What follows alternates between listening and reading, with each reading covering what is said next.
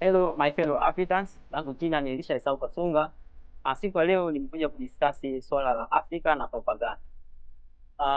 Katika ulimwengu huu uliojaa habari na teknolojia, propaganda imekuwa ni dhana ambayo inaathiri kwa kiasi kikubwa sana ile imani pamoja na maamuzi ya watu binafsi. Na imani hizo kwa sasa zimekuwa na effect kubwa sana kwenye swala la Afrika na mtazamo pia kuiamini na kuishi Afrika inaweza ikawa ni bora na pafaa kuliko nchi zozote. Siku ya leo nimeambatana na marafiki zangu kwa ajili ya kudiscuss swala hili. Kwa majina naitwa Dismas Sekunda Zegesa.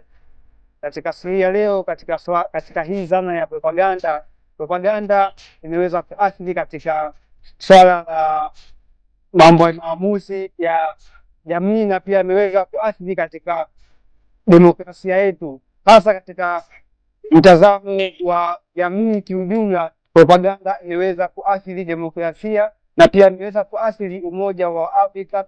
Hii kienda kuangalia katika propaganda za wakomunisti na propaganda za Tefal imeweza kuathiri umoja wa Afrika, na hii kwa namna moja inaweza kupelekea maendeleo ya Afrika kuweza kuwa inazuka siku hadi siku, ili kutokana na ile chuki ambayo inapandikizwa na hizi propaganda kwa watu na jamii kwa ujumla, hasa katika nchi mbalimbali za Afrika. Tumeweza kukosa umoja kutokana na viongozi wao kuweza kuwekewa chuki kwa jamii na jamii inaweza kupitia viongozi wao.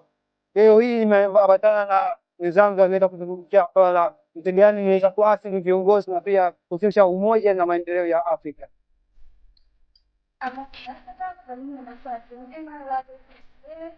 Na tutaenda kuelezea moja kati ya mfano mkubwa wa athari na propaganda ya Afrika.